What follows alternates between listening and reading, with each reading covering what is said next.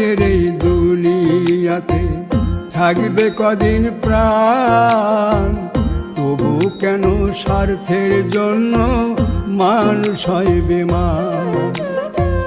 যারে তুমি ভাবো আপন তার তো নাই তোমায় প্রয়োজন, তোমার বুকে রাইখা মাতা খুঁড়তাছে কবর রে, খুঁড়তাছে কবর।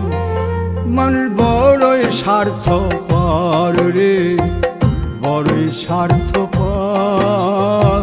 বুকের মাঝে জায়গা দিলে যতন কইরা ভাঙ্গে রে অন্তর,